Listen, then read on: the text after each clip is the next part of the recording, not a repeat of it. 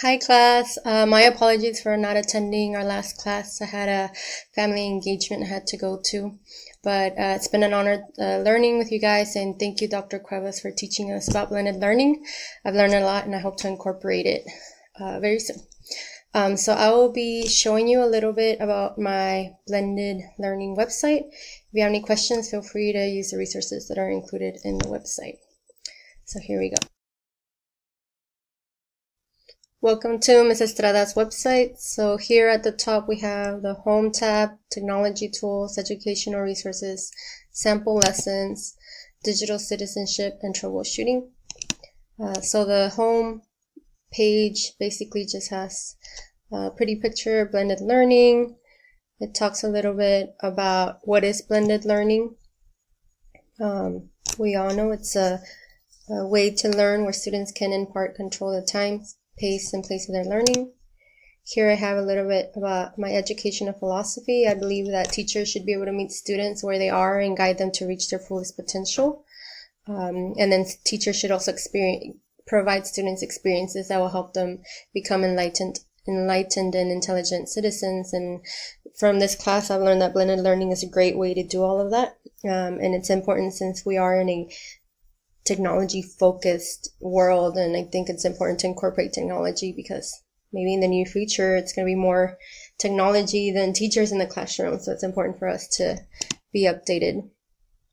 Here I also have a link to a podcast I created for another class where I talk about blended learning. So if you're interested in listening to a podcast, it's actually an interview with one of the elementary school, Dandy Rogers. It's an interview with the AP assistant principal, and she talks a little bit about how Dandy Rogers came to be.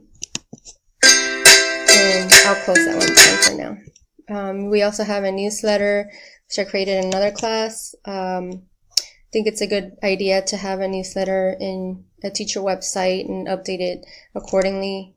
So for mine, it's a monthly newsletter using Google Docs, which we also learned about. And then I found out through Weebly you can also have subscribers. So if you want to be subscribed to the monthly newsletter, just add your email here. And then I thought this was really important to add to a website. If you have any parents who want to learn more, or any followers who want to learn more about blended learning, they can leave their name, email, and then a comment, submit, and I get the answer through email. So here in the Tech Tools tab, I organized some of the technology we learned about in a way where if it's the first time learning about blended learning, people can get an overview of what each technology is. So for example, in BlendSpace, you can create a lesson, you can engage your students, and you can assess your students. Screencast-O-Matic, you can record yourself and create and capture lectures. You can also edit videos and share. And then in Edpuzzle, you can edit videos and share them and also assess your students. And I divided this up into two categories. The first one is how do you create content for your blended learning classroom. And the second one is how do your students demonstrate their learning. And these were my favorite that we learned about. Padlet, because you can create beautiful boards, and you can also click on the picture and it opens up a new tab. So if someone doesn't know where to find Padlet, then you can just go to my website and learn a little more. And I linked all the pictures so it's easy to find. Of course, Quizlet, you can create games and quizzes, and IXL, you can practice, make sure it's aligned to your standards. I also added the links at the bottom in case it's not easy to realize that the icons are also linked. Took a little bit of time, but I think it's worth making it easy to navigate and make it easy to see and appealing to the eye. So for educational resources, I talk about what resources can I use to teach my students or review content. And of course we learn about Khan Academy. You can click on the icon as well and it'll take you to Khan Academy. And then these were my favorite I think Khan Academy is really good at finding expert created content. Of course, iStation, it includes many resources such as reading, Espanol, math, home. And again, you can click on the icon and it'll take you straight to iStation. And of course, YouTube and TED-Ed. So all of those work the same, and it's easy to get to where you want to go, and those are all good educational resources teachers can use in blended learning. And here in the sample blended learning lessons, I included the lessons we worked on in class. So here's the perimeter and area of composite shapes, and it goes straight into the tes.com website where I have my lesson, and all you have to do is press play. And we already reviewed these in class, but it's easy for a teacher who hasn't learned about blended learning to see, oh, okay, this is what a blended learning lesson looks like. And if they want to see exactly how it's incorporated in the day in the lesson, I added a link to the Google Doc and made sure that, you know, they cannot edit it, but you can definitely view it, read it, and get an idea of what a blended learning classroom might look like. And it divides it up into the different days of the week.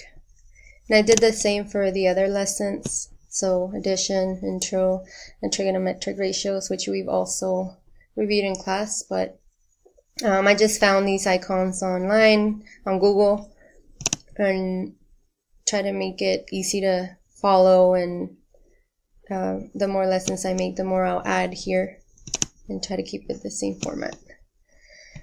For digital citizenship, I included some resources on how to make sure your students are responsible digital citizens. Here are some posters that you can print and post online. You can get your students to read these and sign them and pledge to be digital citizens. And of course, if you want to teach your students about digital citizenship, they can also take the online certificate course that we took in class, the elements of digital citizenship, and then Edutopia. So there's a lot of resources there where teachers can go online and maybe do a digital citizenship lesson and include these resources as part of their tech station, and they have to finish a certain assignment and sign a pledge to be responsible digital citizens. And then here is the tab for troubleshooting. So what to do if the technology doesn't work as planned. And I included a little paragraph describing how it's important to train your students to be independent as possible when using technology. One way to do this, of course, is to give clear instructions, to teach students to demonstrate what to do in case of something unexpected happening with technology. And then here are some of the troubleshooting tips I give in my TES blended learning lessons, and then also some posters you can use and print them and post them in your classroom. And then this is a link where I got the posters, so there's more posters there as well. And then here I put some resources on how to teach your students what to do in case of need of troubleshooting. So I found some really nice Pinterest ideas where you can go in and other teachers share the posters they use, which I thought was really cool.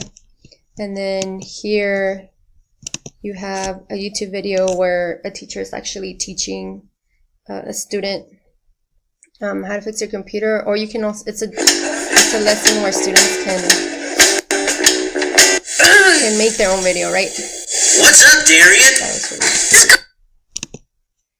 And then an online lesson, basically the students can go in here and learn about troubleshooting. And they can take little quizzes at the end. And they also have a Quizlet, so troubleshooting can be a lesson within itself. So that is my website. If you have any questions on how I incorporated something or how I, added the newsletter or the questions and comments sections, or if you want to learn more about how to make a podcast or anything like that, let me know. Definitely love to receive a comment. Please stay in touch. I'm currently substituting and applying for jobs, so if you know anyone who would like support in their blended learning classroom, definitely let me know. And I hope to stay in touch, and thank you again.